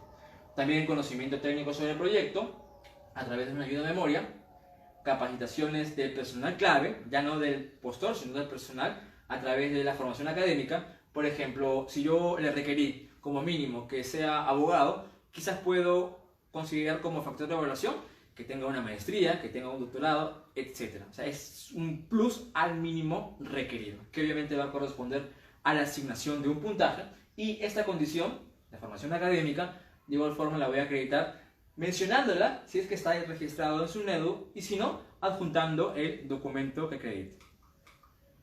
También puedo requerir capacitación de personal clave por determinado tiempo, obviamente mayor al mínimo requerido, así como la experiencia del mismo, acreditando a través de alguno de estos documentos. En el caso de consultoría en general, también podemos incorporar los componentes de sostenibilidad ambiental y social, como el de protección social y desarrollo humano, a través de alguna de las prácticas establecidas en las bases. Y también el medio de acreditación será el que se haya incorporado en función a cada práctica. También tenemos el clásico ISO antisoborno, que va a otorgar un determinado puntaje, y vamos a ver qué tipo de puntaje en las cartillas posteriores. En el caso de consultoría de obras, como les había dicho, en toda consultoría se debe incorporar, adicional al precio, por lo menos uno de estos factores, que pueden ser la experiencia del postor en la especialidad, la metodología propuesta, como ya lo hemos explicado, puede ser también el conocimiento técnico sobre el proyecto, alguna de las prácticas vinculadas a la sostenibilidad ambiental y social, para lo cual las bases va a indicar qué documento debe acreditar esta condición.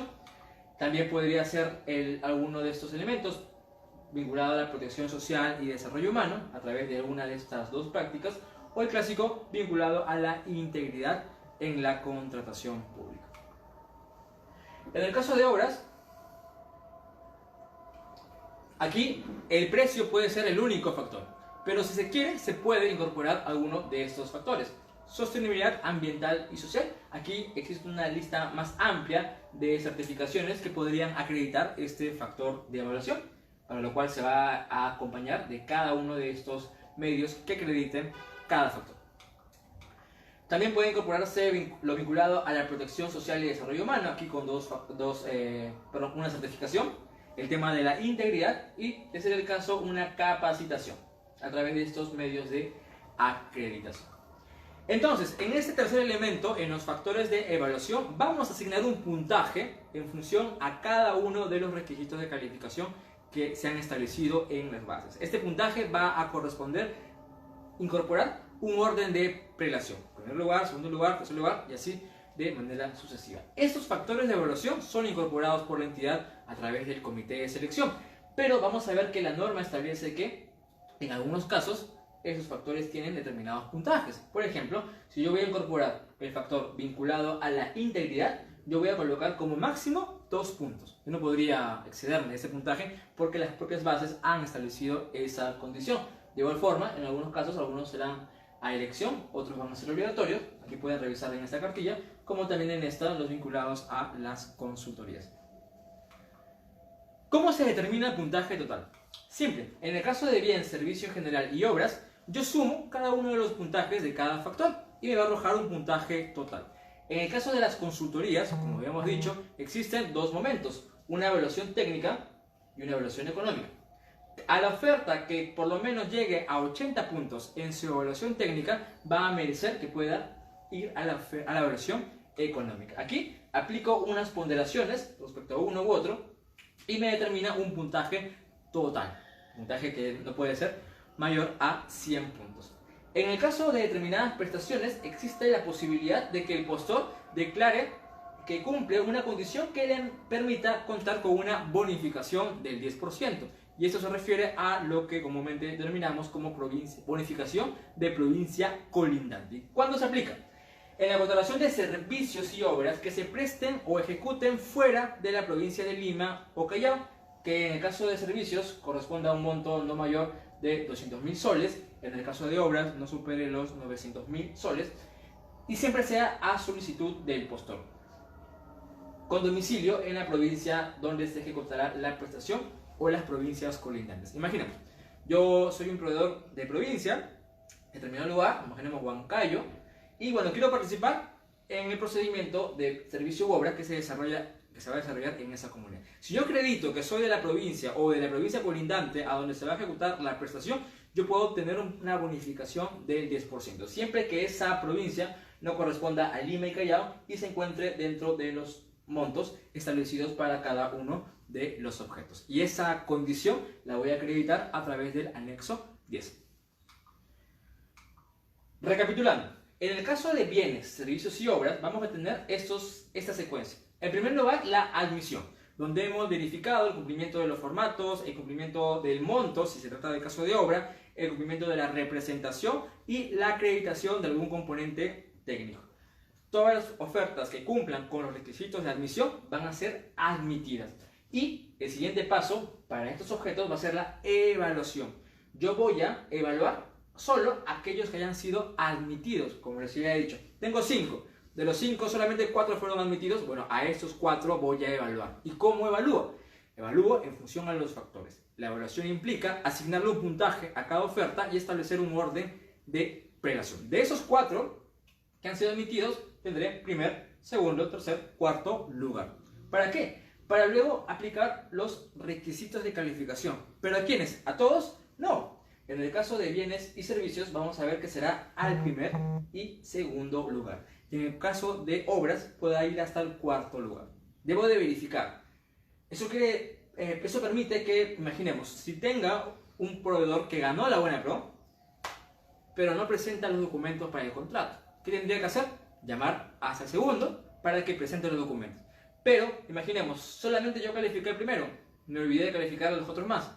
Bueno, aquí la exigencia de por lo menos tener 2 calificados en el caso de bienes y servicios o 4 en el caso de obras, implica ello. Implica que si yo tenga que llamar al segundo, ya tenga a este proveedor calificado y no tenga que retroceder o no tenga que desarrollar a una actividad posterior. Obviamente esto va a ser de ser el caso, porque si yo tengo solamente un postor que fue evaluado, porque imaginemos solamente fue uno el que se presentó, y solamente tengo uno y cumple, a ese uno le voy a tocar la Buena Pro, no tengo que tener necesariamente 2. 2 o 4 es de ser el caso. Si es que se puede identificar otro postor que haya obtenido un puntaje considerable dentro de la evaluación y verificamos que cumple el requisito de calificación. ¿Para qué? Para que ese postor que ocupó el mejor lugar y cumple con el requisito de calificación sea adjudicado con la buena prueba. En el caso de consultorías, cambia el orden. Básicamente la calificación es antes de la evaluación. La admisión, de igual forma. A todos los admitidos, aquí voy a calificar. A todos. Imaginemos, de los 4 que fueron admitidos, a los 4 voy a verificar que cumplan con cada uno de los requisitos de calificación. Y solo de los que cumplieron, imaginemos, de los 4 cumplieron 3. A esos 3 voy a evaluar primero la evaluación técnica, luego la evaluación económica, aplico la ponderación y otorgo la buena pro a la oferta. Esta es la secuencia de evaluación y calificación que se aplica tanto para bien, servicio u obra o para los procedimientos que tengan como objeto la consultoría. Algunas formalidades que tenemos que tener presente cuando presentamos la oferta.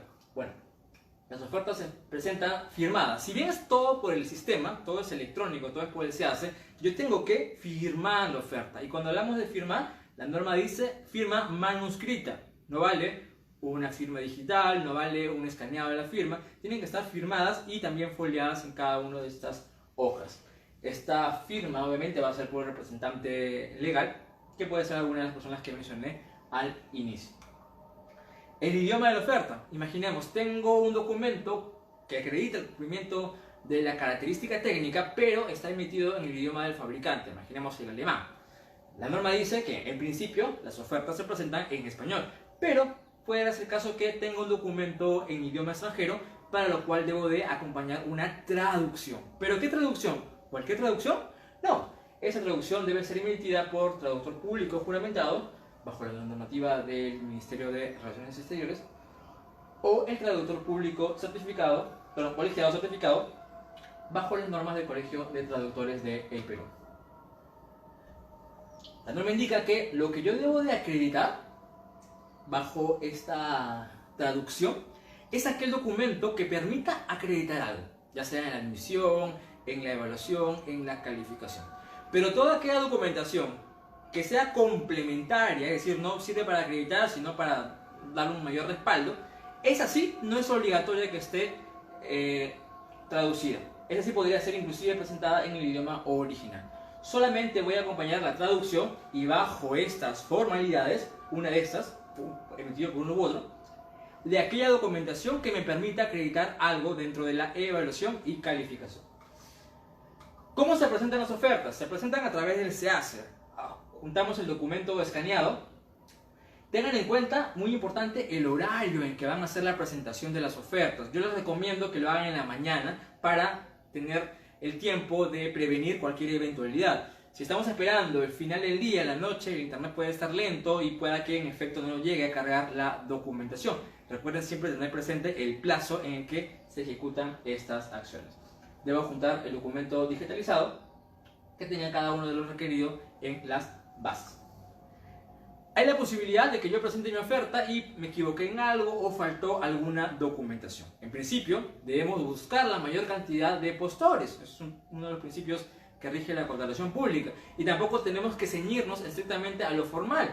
Para ello tenemos el principio de eficacia y eficiencia, que permiten que existan formas en las que la entidad pueda subsanar algún error del proveedor. Es decir, yo en mi oferta puedo corregir o incorporar una documentación siempre que no altere el contenido de la oferta. En efecto, durante la admisión, evaluación y calificación, yo, postor, puedo subsanar una omisión, es decir, no presenté un documento o algún error de algún documento presentado, siempre que no altere el contenido esencial de la oferta. Esto es básico.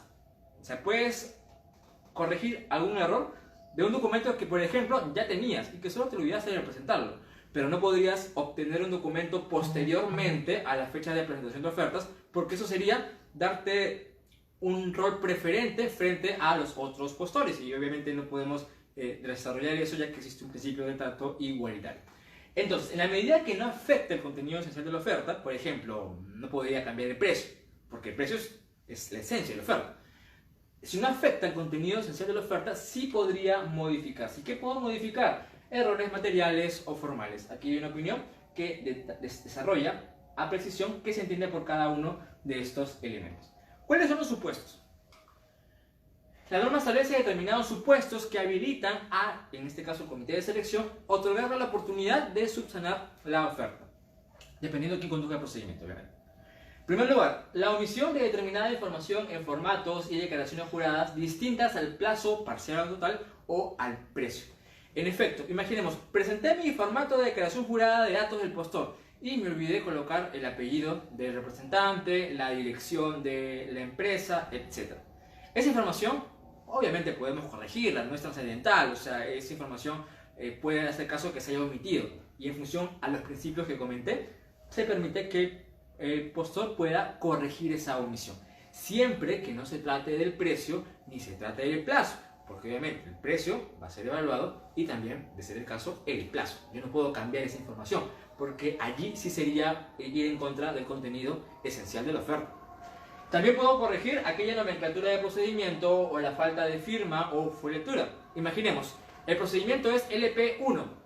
Le pongo en todas las hojas LP1 y en una se me escapó, le puse LP11. O sea, se entiende que el contenido estaba vinculado al procedimiento de licitación pública 1, pero por un error formal, un error material, me equivoqué en una hoja. ¿Puedo cambiarlo? Sí, claro. O cuando me faltó firmar, a veces son tantas hojas que, por el apuro, faltó firmar una hoja. Eso significaría rechazar la oferta. En principio, si esa hoja no es la económica, sí podría subsanarla. O cuando me faltó una foliatura, se me pasó una hoja, válidamente puedo corregir. Son elementos que en realidad no le restan valor a la oferta, que pueden válidamente corregirse a efectos de tener la mayor cantidad de ofertas válidas. También puedo subsanar la legalización notarial de alguna firma, siempre que el contenido de la firma que voy a legalizar corresponda al documento presentado. Imaginemos, presenté mi promesa de consorcio, pero me olvidé legalizar una u otra o todas las firmas. ¿Qué hago? ¿Puedo subsanar? Claro, tu intención de ir en consorcio ya estaba en oferta, solamente estás subsanando el requisito de la legalización.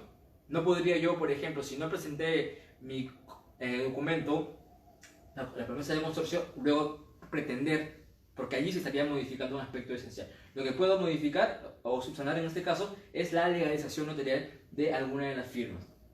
También la traducción. Como habíamos mencionado, la oferta en principio va en idioma español, pero puede ser caso de que un documento esté en idioma extranjero, que merece necesariamente, si va a permitir acreditar algo, que acompañe determinada traducción. Me olvidé de presentar la traducción. Bueno, vas a poder presentarla siempre que el documento, objeto de traducción, ya lo hayas presentado. Es decir, ya presenté mi certificado, pero me olvidé adjuntar la traducción. Los referidos a fechas de emisión o denominación de constancias o certificados. Imaginemos, siempre que haya sido emitido por entidad pública.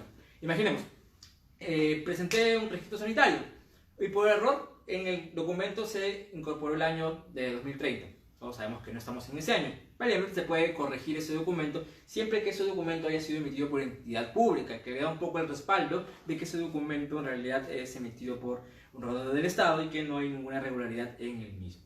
Y también los referidos a divergencias en la información contenida en uno u otros documentos, siempre que la circunstancia, materia de acreditación, existirá al momento de presentación de oferta. Tengo una contradicción, un elemento que no ha quedado muy claro, que yo lo puedo acreditar con otro documento, que ya lo tenía al momento de presentar la oferta. No es que estoy elaborando el documento, ya lo tenía. Si ese documento permite solucionar esa divergencia, válidamente puede ser objeto de subsanación. Otro supuesto, cuando se refiera a errores u omisiones o inclusive a la no presentación de documentos. Me olvidé de presentar un documento, siempre que hayan sido emitidos por entidad pública o privado en el ejercicio de la función pública. Un ejemplo, por ejemplo, puede ser una universidad particular que emite títulos a nombre de la nación. Siempre que estos documentos hayan sido emitidos con anterioridad a la presentación de ofertas, tales como autorizaciones, permisos, títulos, constancias, entre otros. Es decir,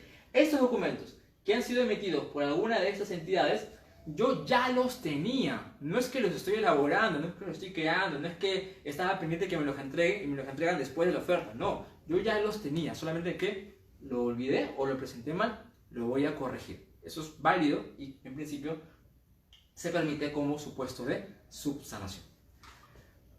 Aquí hay una resolución que puede también acreditar la omisión de documentos. ¿Cuál es el procedimiento? Bueno, se va a comunicar al postor el vicio que se haya presentado para que pueda subsanarlo. Esta comunicación va a ser a través del correo electrónico que el proveedor indicó al momento de registrarse en el RNP. Se le va a dar un plazo de 1 a 3 días para que pueda subsanar esta documentación a través del registro de la información a través del SEACE. No se puede presentar de manera física, todo es a través del SEACE. En el caso de la económica, aquí somos un poco más estrictos porque la económica representa la intención de ejecutar una prestación bajo determinado precio. Aquí la norma dice, en el documento que contiene el precio, solo puede regularizarse la rúbrica y la foliación, es decir, los vistos o los números si es que esta oferta tiene más de una hoja. Y también, en el caso de ofertas bajo el sistema de precios unitarios o tarifas, se puede corregir algún error aritmético. Tenía un precio unitario por una cantidad de prestación y en la operación me equivoqué. Lo que voy a corregir, ¿qué es? La operación, el resultado de esa operación aritmética. Eso sí se puede corregir. No se puede subsanar la falta de firma. Si bien en toda la oferta sí puedo subsanar la falta de firma, en la económica no. Aquí la norma es más estricta y no otorga esa posibilidad.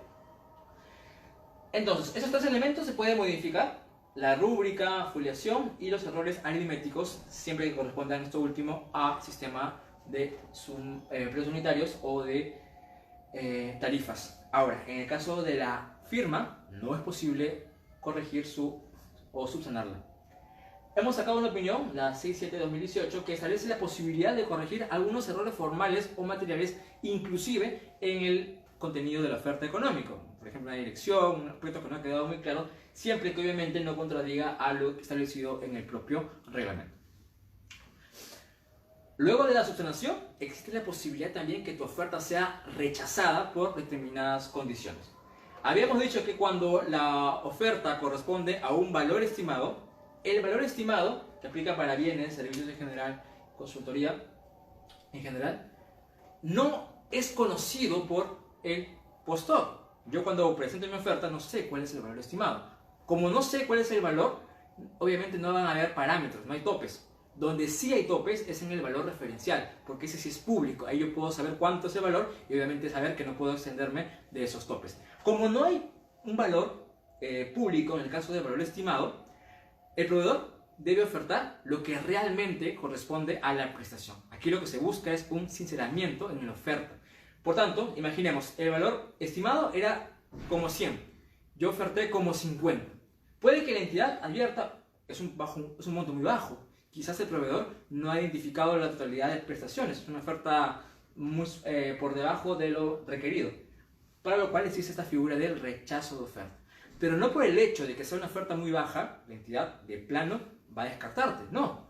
Tiene que darte a ti la posibilidad de poder justificar a través de un documento, que puede ser inclusive te pueda acompañar un formato, que sustentes la descripción a detalle de tu oferta, que permite identificar si en efecto cumple o no cumple.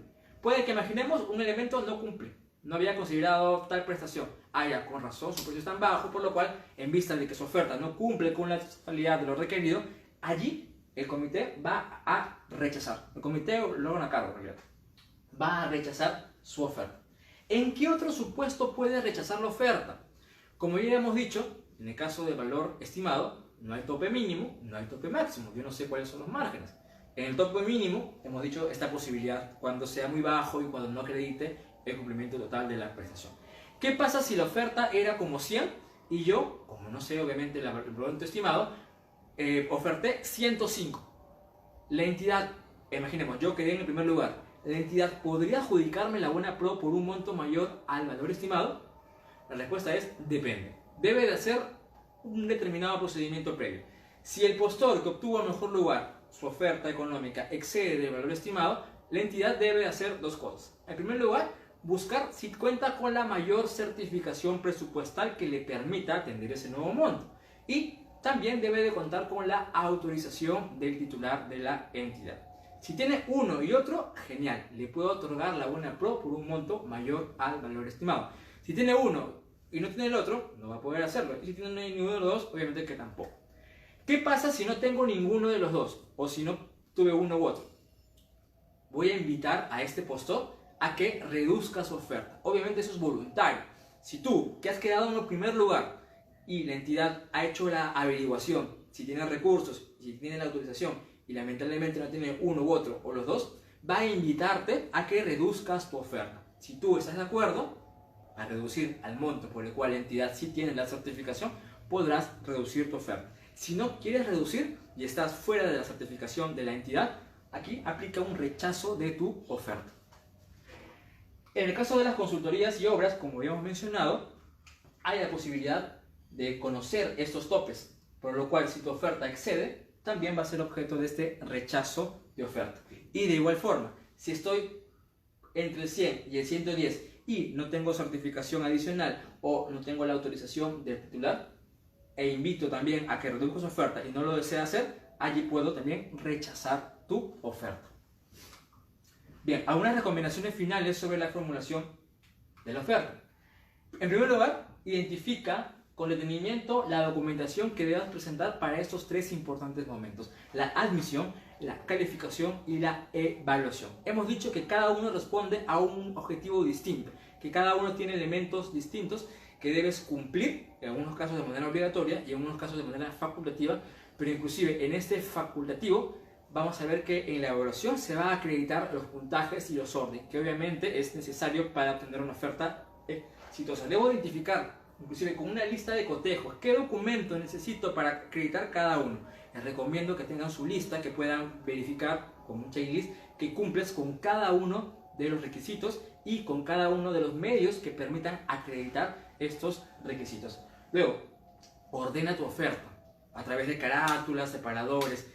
Cuando hemos sido miembros del comité de selección, es muy bonito leer una oferta que está ordenada, se permite leer con facilidad. En cambio, tienes una oferta desordenada, que está en hojas, en realidad es un elemento por acá, otro por allá. Si bien el comité debe hacer un análisis integral de toda la oferta, debe de revisar cada uno de los componentes, ayuda mucho cuando tu oferta cumple con cada uno de estos requisitos y el comité puede evaluarlos de manera más fácil. Yo les recomiendo que ordenen sus ofertas, que tengan estos separadores, que tengan cada uno de esos tres momentos importantes, el documento y cómo se viene acreditando. Luego también les recomiendo que no presenten más de lo requerido. No porque presento más documentos puede tener éxito. A veces presentar más documentos me genera problemas, hay contradicciones, etc. Presenta lo mínimo indispensable para cada uno de estos tres momentos. Ten cuidado con los plazos. Como les comenté, cada una de estas actuaciones tiene un plazo que debe cumplirse. Y si estoy en la presentación de ofertas y es mi último día, hazlo en la mañana para que no tengas el problema de que quizás pueda haber un tema técnico que pueda perjudicar tu presentación. Revisa la oferta con distintas personas. A veces varios ojos ayudan a una evaluación integral. Puede que una persona haga la oferta, te recomiendo que otra persona la revise, que tenga una revisión tanto del componente técnico, porque trabajamos con el componente técnico, y también el componente legal, que el abogado, que el especialista esté revisando este documento, y también que solicites el apoyo profesional. Puede que un elemento no quede muy claro, acude a un especialista, acude a un asesor, acude a una persona que pueda brindarte mayores luces. Venderle al Estado implica también un conocimiento, no solamente del que hace el proceso por parte de la entidad, sino también el que va a vender al Estado. Quien participa o trabaja en el área de licitación de una empresa tiene que conocer cada uno de estos elementos. Vender al Estado es distinto a venderlo en privado. Aquí estamos frente a procedimientos, a reglas, a normativa que debe cumplir a efectos de que su oferta sea exitosa. Bien, mi nombre es Roy Álvarez. En realidad ha sido un gusto para mí acompañarlos en esta oportunidad. Gracias por seguir los eventos del OCE, gracias por acompañarnos y conmigo será hasta otra oportunidad. Muchísimas gracias.